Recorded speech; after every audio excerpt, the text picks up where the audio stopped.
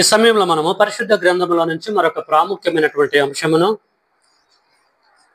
లేఖనానుసారంగా తెలుసుకొని ఆత్మీయంగా బలపడదాం. మనము తెలుసుకునేటువంటి అంశము సెన్సిటివ్ అంశము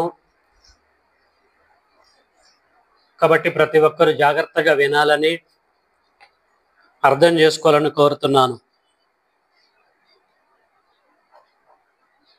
మన అంశం ఈ సమయంలో మానవుల భవిష్యత్తు ఎరిగిన దేవుడు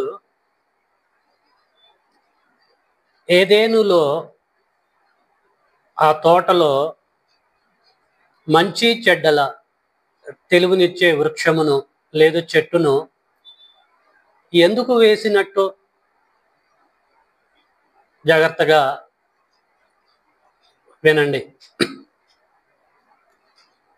మానవుల భవిష్యత్తు ఎరిగిన దేవుడు ఏదేను తోటలో మంచి చెడ్డలు ఎరిగేటువంటి చెట్టుని ఎందుకు వేసినట్టు? ప్రియులారా, ఈ అంశం మీద అనేక మంది బోధలు చేశారు, మనం విన్నాము. భయంకరంగా ఉన్నాయి బయట పరిస్థితులు. అజ్ఞానంగా మాట్లాడేవారు ఉన్నారు. వాళ్ళ నోరులు మోయించాలంటే సబ్జెక్ట్ మీద మనకి పట్టుండాలి. కాబట్టి జాగ్రత్తగా పరిశీలించుకుంటూ మనం ముందుకెళ్దాం. మానవుల యొక్క భవిష్యత్తు దేవుడికి తెలుసా? ప్రశ్న. దేవుడికి తెలుసా అండి? తెలుసు. ఎట్ట తెలుసు? చూద్దాం. ఆదికాండము 18వ అధ్యాయంలోకి వెళ్దాము. లేఖనాలని ఆధారం చేసుకొని జ్ఞానం ఇందాం అనుకున్నాం కదా. ఎట్ట తెలుసు అన్నదానికి ఎగ్జాంపుల్గా కొన్నిటిని మనం చూసుకుందాము. ఆదికాండము 18వ అధ్యాయము 14. యెహోవాకి అసాధ్యమైనది ఏదైనా ఉన్నదా? మీదటికి ఈ కాలమున నిర్ణయ కాలమందు నీ యొద్దకు తిరిగి వచ్చేదను. అప్పుడు శారాకు కుమారుడు కలుగునెను. శారా భయపడి నేను నవ్వలేదని చెప్పక ఆయన అవును నీవు నవ్వితివనెను. చాలండి. ప్రియులారా, ఆదికాండం 18వ అధ్యాయంలో మమ్రే దగ్గరనున్న సింధూర వనములో అబ్రహాము ఎండవేళ గుడారపు ద్వారం ముందు కూర్చొని ఉన్నప్పుడు యెహోవా అతనికి కనపడెను. అబ్రహాము దగ్గరికి దేవుడు రాలేదు, కానీ దేవుడి తరపున దేవదూతలు రావడం జరిగింది. అప్పుడు పరిస్థితి ఏంటిది? దేవుడికి అబ్రహాము ప్రియ శిష్యుడు. దేవుడు చెప్పిన ప్రకారంగా బ్రతుకుతున్న దినాలు అవి. అన్నీ ఉన్నాయి, కానీ వారసులు లేరు అబ్రహాంకి. ఇలాంటి సిచ్యువేషన్లో వేదనకి గురవుతూ బాధపడుతున్న టైంలో దూతలు వచ్చారు. దూతలు రాగానే అతిథులు వచ్చారని చెప్పేసి మంచి ఫుడ్ సిద్ధపరిచి ప్రొవైడ్ చేయడం జరిగింది దూతలకి. దూతలు ఆ ఫుడ్ తిన్నారు, అంతా అయిపోయింది. అప్పుడు దూతలు దేవుడి ద్వారా, దేవుణ్ణి బట్టి, దేవుడి పక్షాన ఏం చెప్తున్నారంటే,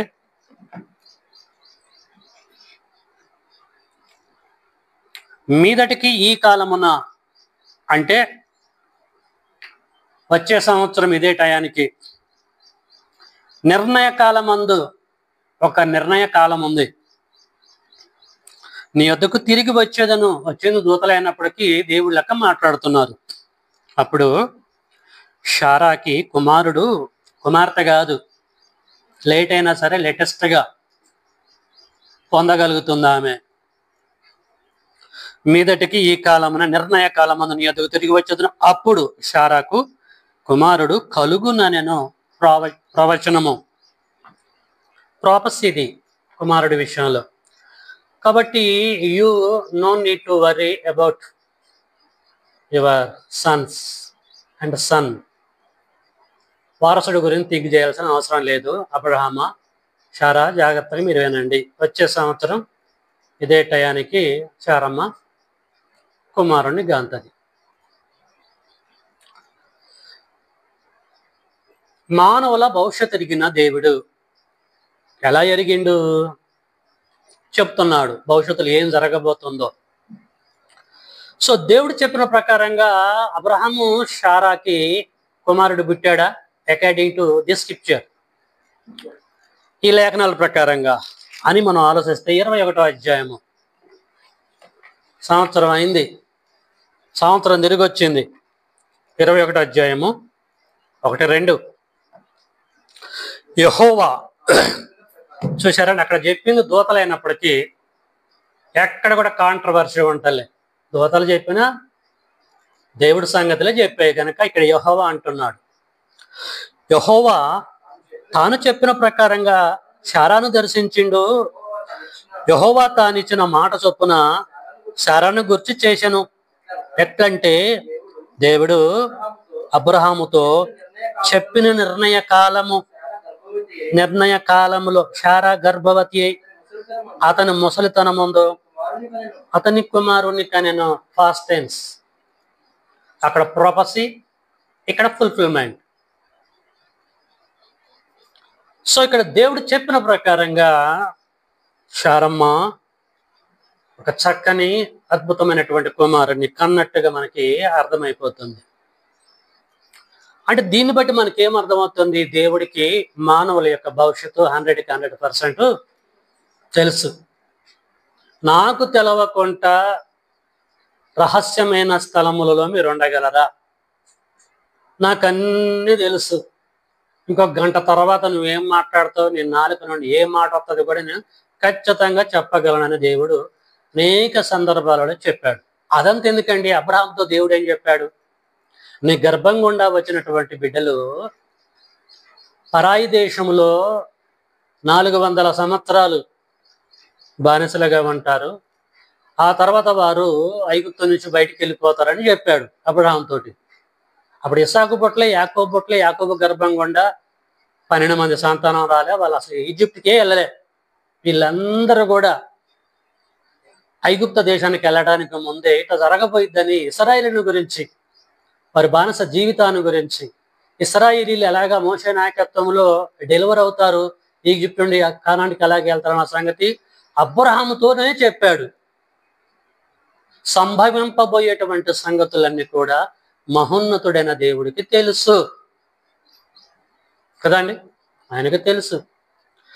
కాబట్టి ప్రియులారా, తన చిత్త ప్రకారంగా సమస్తాన్ని మానవుల విషయంలో జరిగిస్తూ ఉంటున్నాడు.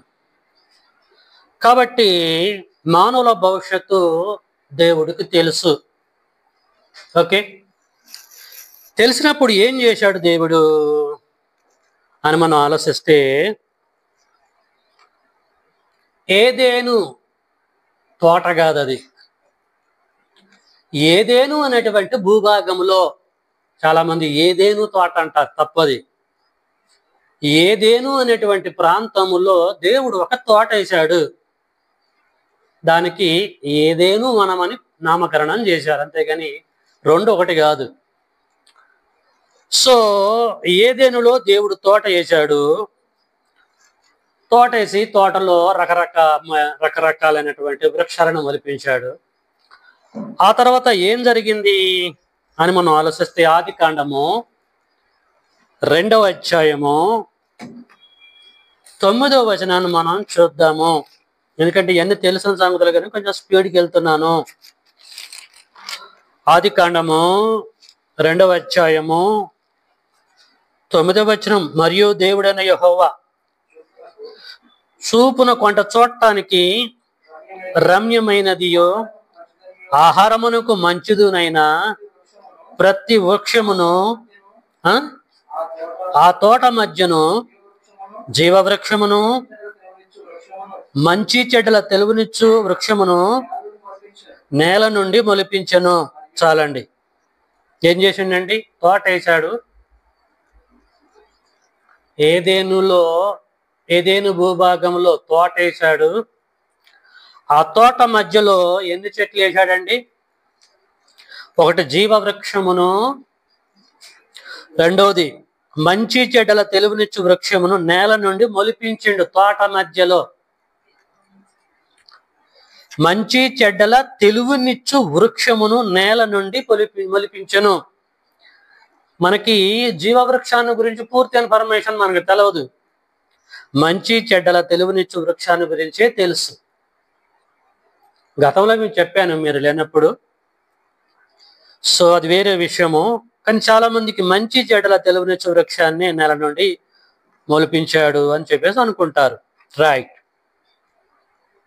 బిగినింగ్ సంగతి మీకు చెప్తున్న, జాగ్రత్తగా మీరు వినాలి. ఇక్కడే ఉండండి, ఎక్కడికి పోకండి, మైండ్ ఎక్కడికో పంపించకండి. కొన్ని వేల కిలోమీటర్లు. ఏం చేశాడు? మంచి చెడ్డల తెలుగునిచ్చే వృక్షాన్ని కూడా మొలిపించాడు, జీవవృక్షం లెక్క. సో ఈ మంచి చెడ్డల తెలుగునిచ్చే వృక్షాన్ని గురించి ఏం చెప్తున్నాడు అన్న సంగతి మనము చూద్దాము. 2వ అధ్యాయం 17వ వచనము. 2:17. అయితే మంచి చెడ్డల తెలుగునిచ్చు వృక్ష ఫలములను నువ్వు తినకూడదు. మళ్ళీ చదువుతున్నా. అయితే జీవవృక్షాన్ని గురించి చెప్పలే. 2వ వృక్షం మంచి చెడ్డల తెలుగునిచ్చు వృక్ష ఫలములను తినకూడదు. నేను చెప్పినా కూడా ఒకవేళ నా మాట పక్కకు పెట్టేసి తిన్నాం అనుకో, నువ్వు వాటిని తిను దినమున నిశ్చయముగా, అంటే 100కి 100% నిశ్చయముగా సత్యదవని నరునికి ఆజ్ఞలు జారీ చేశాడు. కాబట్టి be careful about the tree. దేవుని పిల్లలారా, చాలా జాగ్రత్తగా మీరు ఆలోచించండి. జీవవృక్షాన్ని గురించి చెప్పలే, మంచి చెడ్ల తెలుగునిచ్చే వృక్షాన్ని గురించి చెప్పేసి ఎట్టి పరిస్థితుల్లో కూడా నువ్వు వృక్షపు యొక్క ఫలాన్ని తినొద్దు. నువ్వు తిన్నావనుకో, తిను దినమునే, మళ్ళీ సెకండ్ రోజు కాదు, సాయంత్రం, ఉదయం, మధ్యాహ్నం పూట కాదు, తిను దినమున నిశ్చయముగా సత్యదవు. ఇట్స్ మై ఆర్డర్ అని చెప్పేసి అన్నాడు దేవుని పిల్లలారా. ఓకేనా? ఏం చేయాలి? ఆదామవ్వలు దేవుడి యొక్క మాటకి లోబడాలి, దేవుడు చెప్పిన ప్రకారంగా ప్రవర్తించాలి. అప్పుడు దేవుడి యొక్క పిల్లలు, దేవుడి యొక్క వారసులు వారు అవుతారు.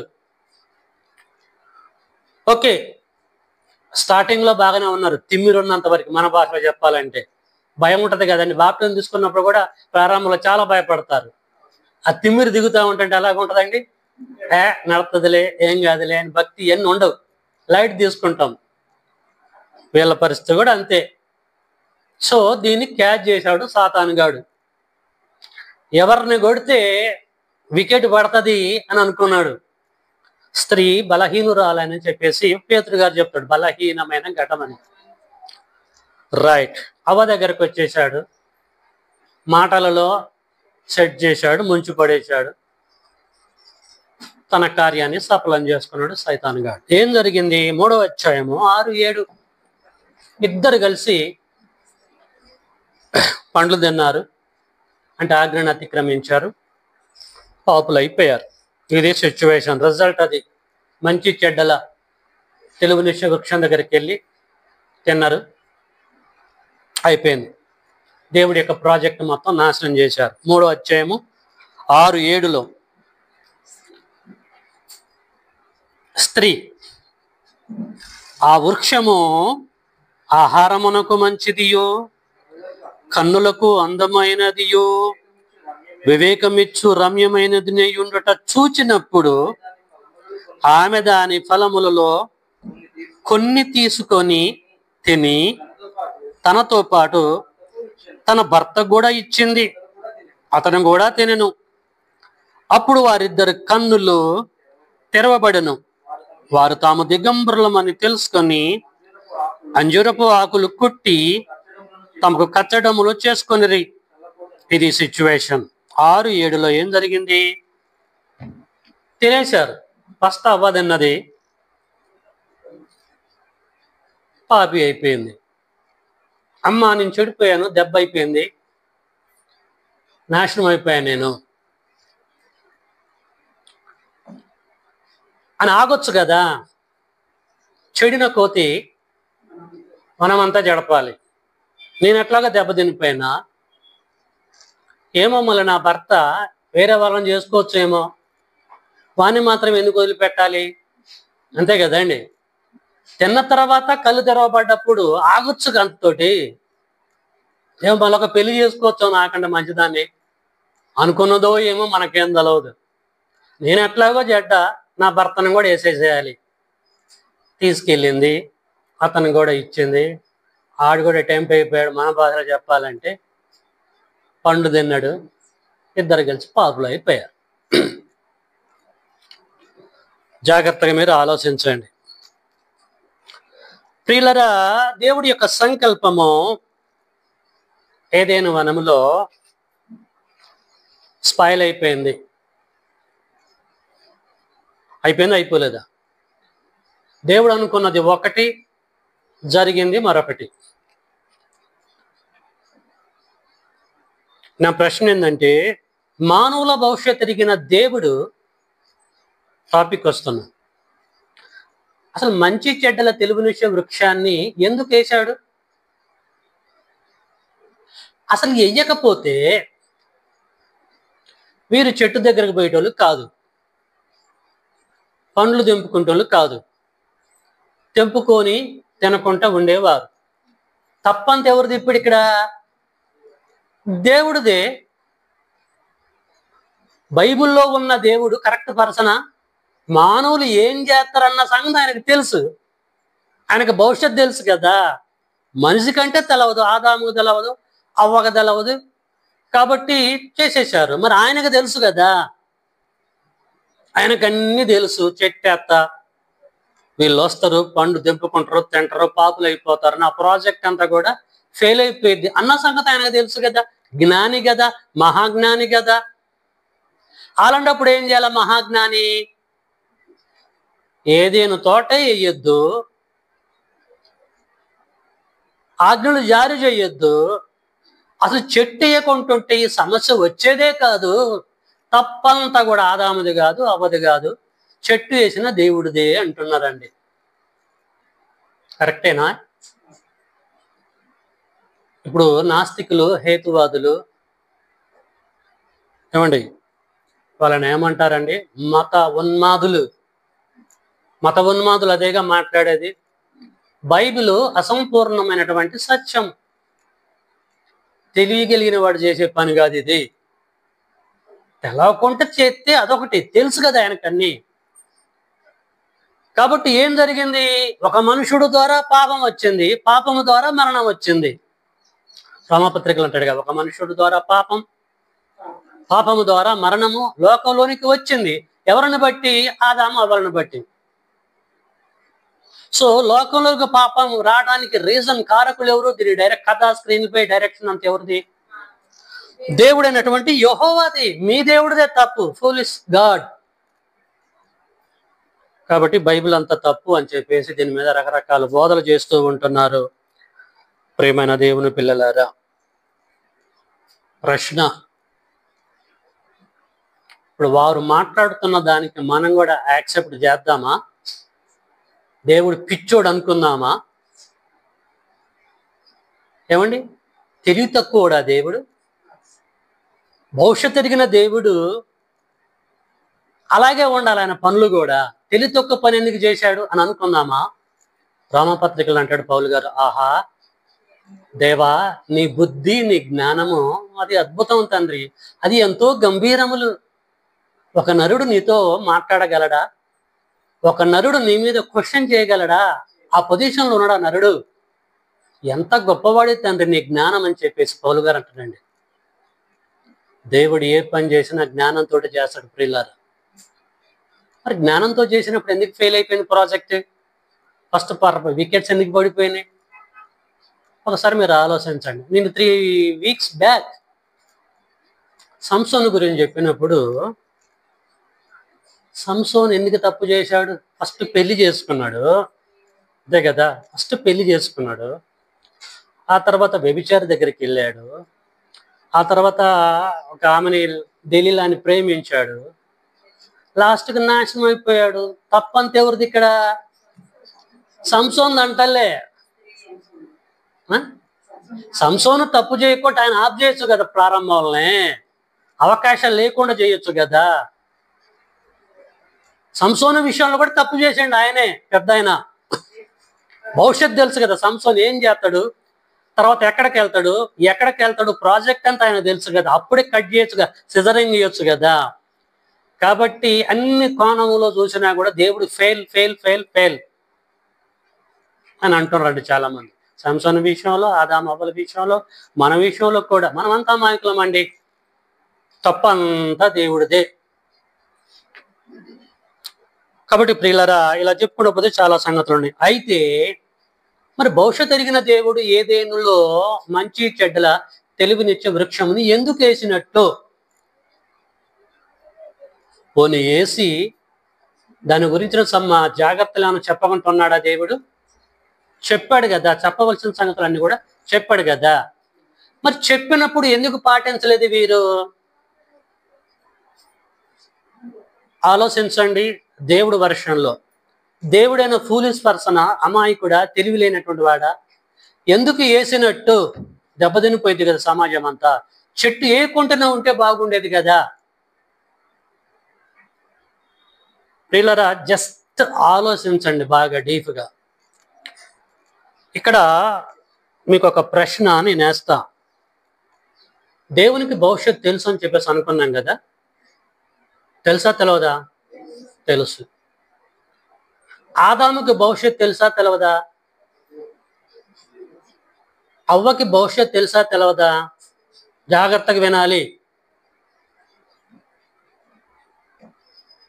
మనమంతా కూడా ఎవరికి పుట్టాము? దేవునికి పుట్టాం కదా.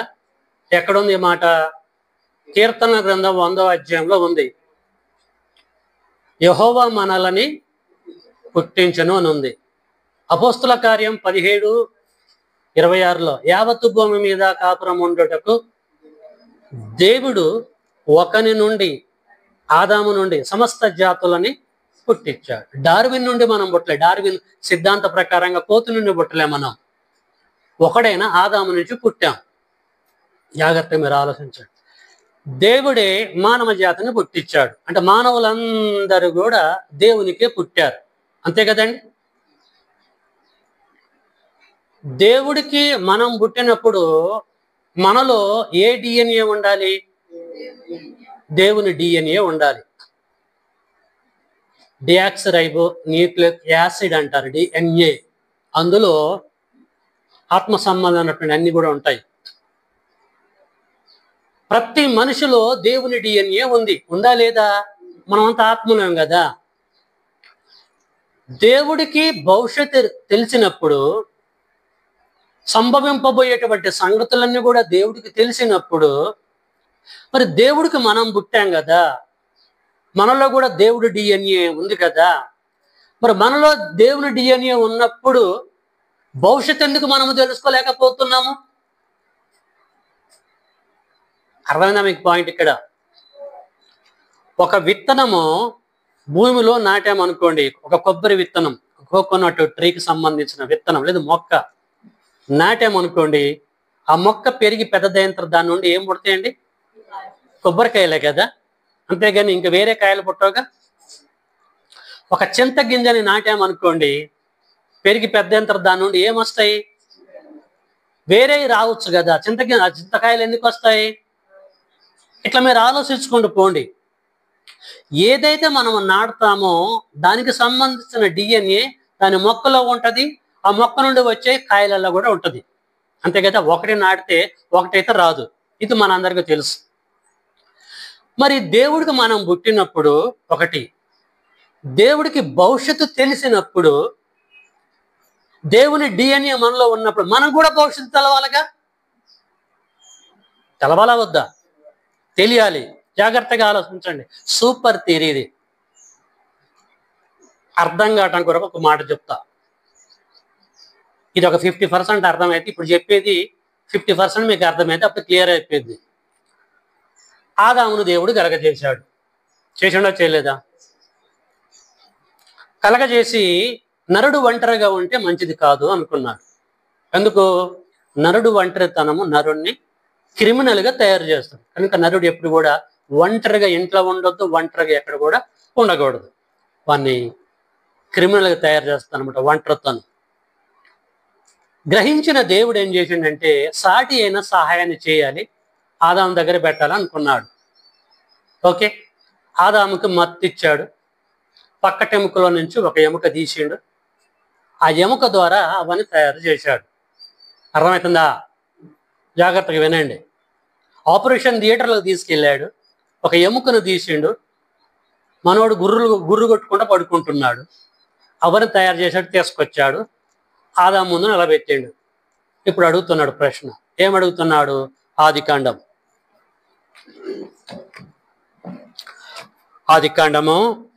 2వ అధ్యాయము 21 నుంచి చాలా జాగ్రత్తగా ఆలోచించాలి.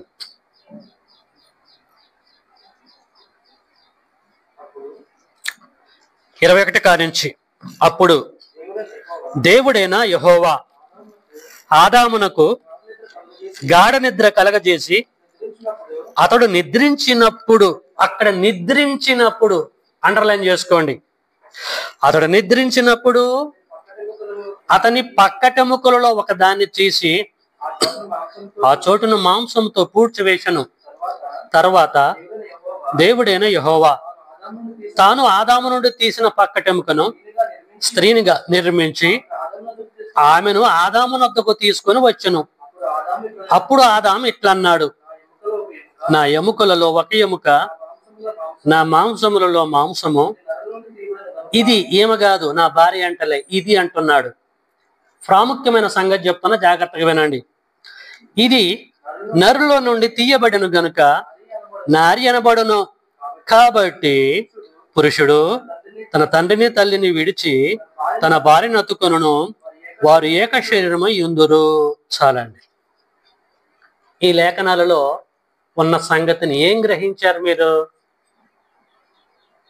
ఏమర్థమైందండి? 100 సార్లు చదివాండి ఈ బిట్టుని. ఎట్లా అర్థం చేసుకొని మీరు దీన్ని చదివారు?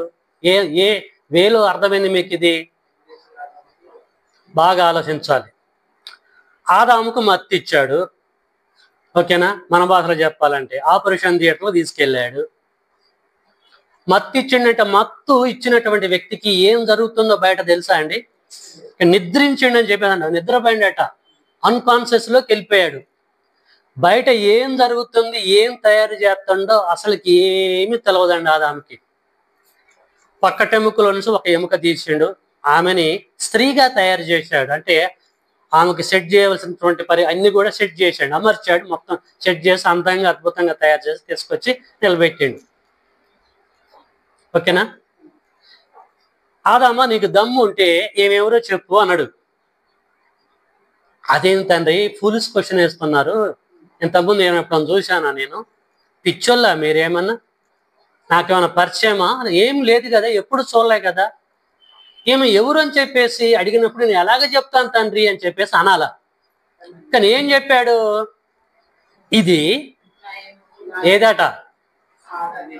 ఇది నా ఎముకలలో ఒక ఎముక, నా మాంసములలో మాంసము, ఇది నరుడు నుండి తీయబడ్డది అని అన్నాడండి. ఎట్ట చెప్పాడు? ఎట్ట చెప్పగలిగాడు? ఎవరన్నా సీక్రెట్ చెవులు చెప్పారా? ఒక ఆయన ఆపరేషన్ చేస్తాను, మరొకడు అరే నీ పక్కటెముకలు తీసిండ్రా, తయారు చేస్తానరా, చాలా జాగ్రత్త, అడిగినప్పుడు నువ్వు చెప్పాలని అన్నారు ఎవరన్నా? అన్కాన్షియస్ లోకి వెళ్ళిపోయాడు, మత్తులో ఉన్నాడు. ఏమి జరిగిందో ఎట్ట సెట్ చేశాడో మనకు తెలియదు. అయినా కూడా ఖచ్చితంగా బిట్టు దింపుతాడు అనమాట. నా ఎముకలలో ఒక ఎముక, నా మాంసములలో మాంసము, ఇది నా నుండి తీయబడ్డది అని ఎలా చూడలేదే? మత్తులో ఉన్నాడు కదా, మత్తులో ఉన్న వానికి ఎలా తెలిసింది? మీరు ఆలోచించండి. దేవుడు ఎవరు చెప్పలేదు కదా, అసలు ఏమి తెలవదు కదా, అంత స్పీడ్గా ఆన్సర్ ఎలా చెప్పగలిగాడు? ఎలా చెప్పగలిగాడండి? అతనిలో ఉన్న DNA ఆదాములో ఉంది కాబట్టి చూడకపోయినా, గ్రహించకపోయినా, లైవ్లో లేకపోయినా చెప్పగలిగండి. అంటే దేవుడి స్పిరిట్, దేవుడికి భవిష్యత్తు తెలుసు. అదే స్పిరిట్ ఆదాములో ఉంది, ఇమ్మీడియట్లీ చెప్పగలిగాడు. ఏమాత్రం తడబడకుండా, దేవుని క్వశ్చన్ చేయకుండా 100కి 100% మార్కులు కొట్టేశాడు. ఓకేనా? అంటే ఆదాముకు కూడా భవిష్యత్తు తెలుసు, భవిష్యత్తు ఎరుగు. ఏం చేసిండు? మొత్తం పడుకున్నా కూడా మొత్తం చూసిండు అని అర్థం. కీర్తన 139లో దావీదు అంటాడు, నీవు నన్ను కలగజేసిన విధమును నేను చూడగా. అసలు అప్పుడు లేనే లేడు ఆయన, అసలు బొడ్డే కట్ చేయలేదు ఆయనకి. నేను చూడగా ఆశ్చర్యమును నాకు కలుగుతుంటుంది. నువ్వు నన్ను కలగజేస్తున్న తండ్రి. ఒక పక్క భయం అవుతుంది, ఒక పక్క ఆశ్చర్యం. ఎట్ట చెప్పగలిగాడు? DNA. జాగ్రత్తగా మీరు ఆలోచించండి. దేవుని పిల్లలారా, దేవునికి పుట్టినవాడు దేవుడు లెక్కనే ఉండాలి అని అనుకున్నాడు. ఆదాము చూడకపోయినా, లైవ్లో ఉండకపోయినా, ఏమి జరిగిందో, దేవుడు ఎట్ట సెట్ చేశాడో, అవ్వని ఎట్ట తయారు చేశాడో ఈజీగా చెప్పగలిగిండు. ఓకే, యాజ్ ఇట్ ఈస్గా పుట్టించాడు, యాజ్ ఇట్ ఈస్గా చెప్పగలిగిండు. ఇక్కడ ఉపయోగించిన ఈ జ్ఞానాన్ని అర్థమవుతుంది. ఆదాము భార్య విషయంలో ఉపయోగించిన ఈ జ్ఞానాన్ని భార్య తీసుకొచ్చి పళ్ళు ప్లేట్లు పెట్టేసి తిను అని అంటే, తినటానికి ముందు భవిష్యత్తు ఎరిగిన ఆదాము తిన్న తర్వాత ఏం జరిగిద్దో ఎందుకు గెజ్జేయలేకపోయాడు? అర్థమైందా? పండు తిన్న తర్వాత నేను పాపినయ్యాను అని చెప్పడం కరెక్టా? తినటానికి ముందు తింటే ఏమైంది? టోటల్ ప్రపంచం మొత్తం ఆగమైపోయింది అన్న సంగతి ఆ భవిష్యత్తుని గ్రహించలేక ఎందుకు తినకుండా ఉండలేదు. Did you catch my point? అర్థమైందా మీకు? ఆమె తీసుకొచ్చిందండి, సూపర్ ఉన్నాయండి, మీరు తినండి అని అన్నప్పుడు మనోడికి చూడగానే అట్రాక్ట్ అయిపోయాడు, తినేశాడు. తిన్న తర్వాత పాపినని గ్రహించాడు. తిన్న తర్వాత పాపిని గ్రహించొద్దు. తినటానికి ముందు తింటే ఏం జరిగిద్దో భవిష్యత్తు నీకు తెలవాలి. ఎందుకంటే నువ్వు ఆయనకు పుట్టావు కదా, ఆ జీన్స్ ఆల్రెడీ ఉన్నాయి కదా. ఎందుకంటే అవ విషయంలో చెప్పావుగా, తెలుసుకున్నావు కదా. ఈ విషయంలో ఎందుకు తెలుసుకోలేకపోయావు నువ్వు? కాబట్టి ఇక్కడ తప్పు దేవుడు చేశాడా, తప్పు ఆదాము చేశాడా? తప్పు ఆదాము చేశాడు, తప్పు అవ్వ చేసింది. అవ్వ కూడా అలాగే ఉండాలనుకున్నాడు దేవుడు. నాకెలాగ భవిష్యత్తు తెలుసు? దేవుడికి తప్పు చేస్తేనే, దేవుడు పాపం చేస్తేనే పాపం అని గ్రహించగలడా అండి? పాపం చేయకుండా ఉండి కూడా పాపం ఏంటో తెలుసుకోగలడుగా. అర్థమైన పాయింట్ ఇక్కడ. మనకి తెలవకుండా తప్పు చేస్తాము, అది వేరే. కానీ దేవుడు కట్టగాదు కదా. పాపము చెయ్యకుండా ఉండి పాపం అంటే ఏందో దేవుడికి తెలుసు. దేవుడు తప్పు చేయకుండా ఉండి తప్పు అంటే ఏందో దేవుడికి తెలుసు. అలాగే నా గర్భాన వచ్చినటువంటి బిడ్డలు కూడా తప్పు చేయకుండా ఉండి, పాపం చేయకుండా ఉండి, పాపం అంటే ఏందో గ్రహించాలని దేవుని పిల్లరా ఏదేనులో చెట్టు వేయవలసిన పరిస్థితి ఏర్పడ్డది. అర్థమైందా? అర్థం కాలేదు. అవ్వ విషయంలో ఉపయోగించిన జ్ఞానాన్ని భార్య దగ్గర ఉన్న పండు విషయంలో ఎందుకు గ్రహించలేకపోయావు? దేవుడు అడిగేది అదే రేపు. అరే, నీ భార్య విషయంలో చెప్పావు కదా, నీకు తెలుసు కదా, నేను చెప్పలేగా. నేను చెప్పినా పక్కడెమక తీసేది చెప్పలే, తయారు చేసి తీసుకొచ్చేది చెప్పలే. ఏం చెప్పకపోయినా తెలుసుకోగలిగినవు, చెప్పగలిగినవు. మరి పండు విషయంలో నువ్వు ఎందుకు గ్రహించలేకపోయావు? దేవుడు రేపు అడిగే ప్రశ్న ఆదామును అదే దేవుని పిల్లలారా. కాబట్టి మానవుల యొక్క సిచ్యువేషన్ దేవుడు గ్రహించాలని ఏదేను వనములో మంచి చెడ్డల తెలుగునిచ్చే వృక్షమును వేయవలసిన పరిస్థితి ఏర్పడ్డది. చాలాసార్లు చెప్పాం, మళ్ళీ చెప్తున్నా. తప్పు చేయటానికి అవకాశం ఉండి, తప్పు చేయటానికి, పాపం చేయటానికి అవకాశం ఉండి పాపం చేసేవాడు గొప్పవాడా, చెయ్యని వాడు గొప్పవాడా? జాగ్రత్త మీరు వినాలి. తప్పు చేయటానికి అవకాశం ఉంది. దేవుడు కోరుకున్నది అదే. తప్పు చేయడానికి అవకాశం ఉన్నా, పాపం చేయడానికి అవకాశం ఉన్నా, చెయ్యకుండా ఉన్నవాడు గొప్పవాడు అనుకున్నాడు దేవుడు. నా గర్భాన పుట్టిన వారు అలాగే ఉండాలనుకున్నాడు. కానీ ఆదాము అవ్వలు తప్పు చేయడానికి అవకాశం ఉంది, వాళ్ళు ఏం చేశారండి? ఉన్నదాన్ని యూటిలైజ్ చేసుకున్నారు. అలాంటి వారు కావద్దు దేవుడికి. కాబట్టి పరీక్ష కొరకు, పరిశీలించుట కొరకు దేవుడని యెహోవా చెట్టు పెట్టవలసిన పరిస్థితి ఏర్పడ్డది ఏదేను వనములో. ఐగుప్తు దేశంలో యోసేపు అన్నాడు, తప్పు చేయడానికి అవకాశం ఉంది. ఉందా లేదా? పోతిఫర్ భార్య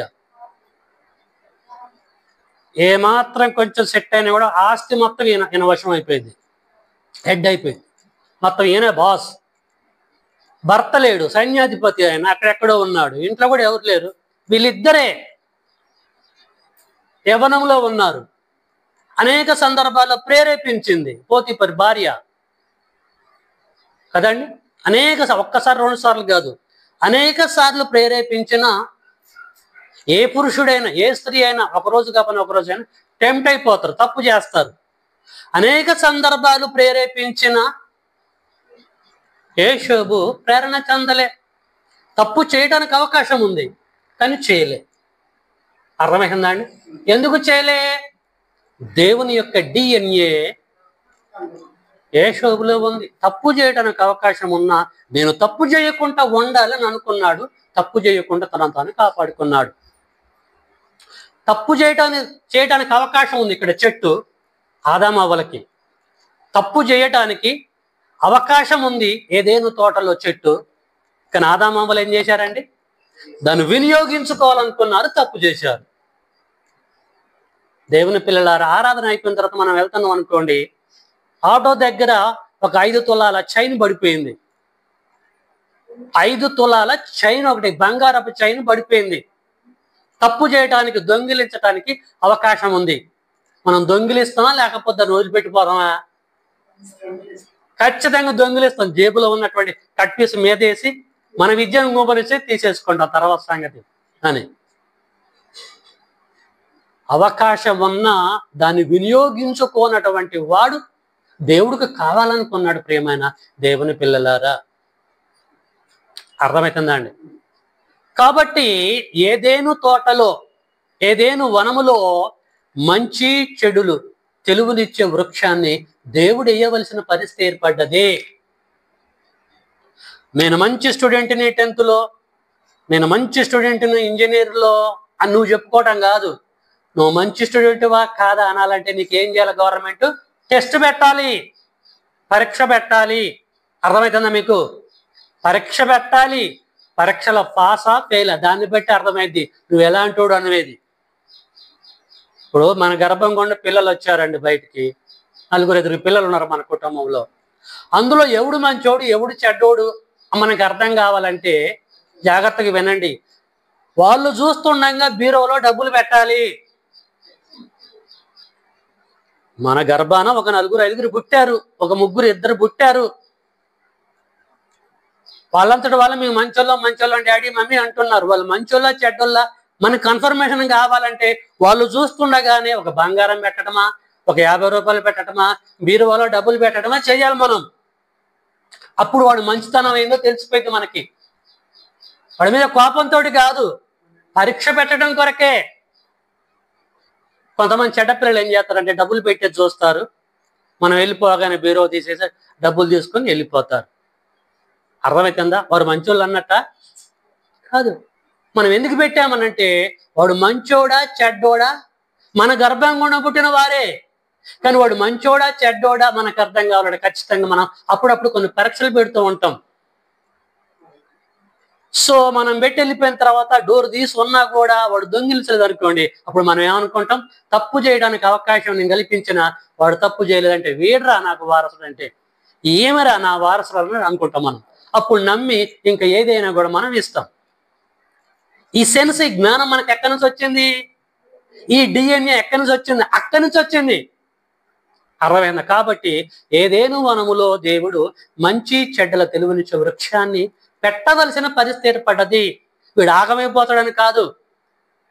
నరుణ్ణి స్వతంత్రుడిగా పుట్టించాడు దేవుడు. గలతి పత్రికలో ఇందాక యేసుబాబు చదివిచ్చాడు. దేవుడు నరుణ్ణి స్వతంత్రులుగా పుట్టించాడు. ఆ స్వతంత్రాన్ని మనము దుర్వినియోగం చేసుకోకూడదు. స్వతంత్రం ఇచ్చిండిలే, ఇష్టానుసారంగా బ్రతుకుతామంటాం కుదరదు. స్వతంత్రమును దుర్వినియోగం చేసుకోకూడదు, సద్వినియోగం చేసుకోవాలా దేవుని పిల్లలారా. కాబట్టి మానవుల భవిష్యత్తు ఎరిగిన దేవుడు తోటలో మంచి చెడ్డల తెలివినిచ్చే వృక్షాన్ని ఎందుకు వేసినట్టు అంటే పక్షపాతంతో వేసినట్టు కాదు, మన మీద కోపంతో వేసినట్టు కాదు. మనకి పరీక్ష పెట్టడం కొరకే దేవుడు చెట్టు పెట్టాడు తప్ప మరొక ఉద్దేశం కాదు. ప్రియమైన దేవుని బిడ్డలారా, దేవుని ఎప్పుడు కూడా మనము అపార్థం చేసుకోకూడదు. అజ్ఞానంగా మాట్లాడే వాళ్ళ నోరులు మూయించాలి. అర్థమవుతుందా అండి? భార్య విషయంలో కరెక్ట్గా చెప్పాడు కదా. ఈమె ఎంత క్లారిటీగా చెప్పాడండి. నా ఎముకలలో ఒక ఎముక, ఎవడు చెప్పాడు నీకు? నిద్రపోతున్నావు కదా. నా మాంసంలో మాంసం, ఎవరు చెప్పారు? దేవుడు చెప్పలే. ఉన్నది మీరిద్దరు, ఎక్కడ దూతలు కూడా చెప్పలే. ఇది నరుడు నుండి, నా నుండి తీయబడ్డదని ఏ సూపర్ థియరీ, ఏ జ్ఞానంతో నువ్వు చెప్పగలిగినావు ఆదామో? మరి అక్కడ చెప్పావు కదా, నేను ఆయనకే పుట్టాను, అదే లక్షణం అలా నువ్వు చెప్పగలిగినావు కదా. మరి పండు ఇస్తడ చక్కగా మొక్కకెళ్ళి చూసుకుంటూ ఫ్యూచర్ మర్చిపోయి తిన్నవే, ఇక్కడెందుకు నువ్వు స్టాండర్డ్గా ఉండలేకపోయావు? ఇక్కడెందుకు బలహీనంగా ఉండిపోయావు? రేపు దేవుడు అడిగేది అదేనండి. కాబట్టి ప్రియులరా, మానవులని పరిశీలించుట కొరకే కొన్ని సందర్భాల్లో మనం కూడా తప్పులు చేయడానికి అవకాశాలు వస్తూ ఉంటాయి. అవునా కాదా? అనేక రకాలుగా దేవుడు సాయితాను కూడా మనల్ని ప్రేరేపిస్తూ ఉంటాడు. మన ముందు వరకు తీసుకొస్తాడు, చక్కగా తీసుకొస్తాడు. సాప వేసి కూర్చోబెట్టి ఇక పాపం చేయండి అన్న సెట్ చేస్తాడండి. అవకాశం ఉంటుంది, తప్పు చేయొచ్చు, నో ప్రాబ్లం. కానీ కొంతమంది అజ్ఞానులు దాన్ని వాడుకుంటారు. విఘ్నత కలిగిన వారు టెక్నిక్ అమ్మటి దాన్ని సెట్ చేసుకుంటూ వెళ్ళిపోతూ ఉంటారు. దేవుడు అదే చూస్తాడండి. అవకాశం ఉన్నా వీడు దీన్ని వినియోగించుకున్నాడా, రిజెక్ట్ చేశాడా? నిజంగా వీడు నాకు గుడితే ఎట్ట ఫాలో అవుతాడు? నా తత్వం ఏంటంటే తప్పు చేయకుండానే ఉండి తప్పేంటేందో నేను తెలుసుకుంటా. నాకు తెలుసు దేవుడి కోణం. నాకు పుట్టిన వీడు కూడా అలాగే ఉంటాడా, వీడు ఉండడా, అసలు వీడేందని దేవుడు ఖచ్చితంగా అప్పుడప్పుడు పరీక్ష పెడుతూ ఉంటాడు. దేవుడు నరులను శోధించడు కానీ పరిశీలిస్తాడు. దేవుడు శోధకుడు కాదు, దేవుడు పరిశోధకుడు. దేవుని పిల్లలారు. కాబట్టి చెట్టు పెట్టడం అనేది 100కి 200% కరెక్ట్. అప్పుడు ఏందో అర్థమైపోయింది ఆదాం యొక్క మైండ్ ఏంది, అవ మైండ్ ఏంది, మన మైండ్ ఏంది అనేది దేవుడికి అర్థమైపోయింది. కాబట్టి మానవుల భవిష్యత్తు ఎరిగిన దేవుడు ఏదేనులో చెట్టు ఎందుకు వేసాడు అని అంటే, అవకాశాలు ఉన్నా కూడా పాపం చేయడానికి అవకాశాలు ఉన్నా కూడా చెయ్యకుండా ఉండాలన్నదే దేవుడి యొక్క ప్రణాళిక మానవుల పట్ల. ఏదైనా సరే తప్పు చేసి అయ్యో నేను పొరపాటు చేశాను అనొద్దు. చేయటానికంటే ముందే అదేందో మనం గ్రహించి అక్కడి నుంచి మనం ఎస్కేప్ కావాలి. దానికి ఎగ్జాంపుల్ యేషోబే. అలాంటి వారి గ్రంథంలో అనేక మంది ఉన్నారు.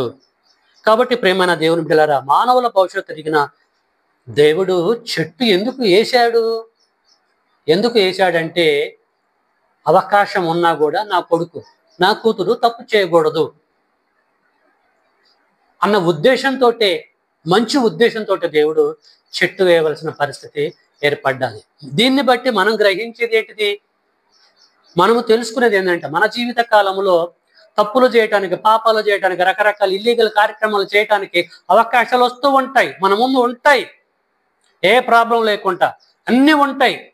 కానీ అప్పుడు మనం ఏం చేయాలంటే ఆయనకి నేను పుట్టానని గ్రహించి ఆలోచించి అవకాశాన్ని అనేది రిజెక్ట్ చేసుకుంటూ మనము ముందుకెళ్ళిపోవాలి. అర్థమైందా అండి?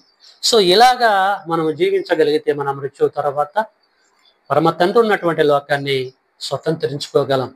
ఈ ఉద్దేశంతో, ఈ ప్రణాళికతోటి దేవుడు చెట్టు వేయవలసిన పరిస్థితి ఏర్పడ్డది. దీని మీద ఇంకా మీకేమైనా ధర్మ సందేహాలు ఉంటే ఖచ్చితంగా మీరు నన్ను అడగొచ్చు. ఇంకా డీప్గా ఏదైనా విషయం ఉంటే తెలుసుకోవచ్చు. ఓకేనండి. Thank you for your attention.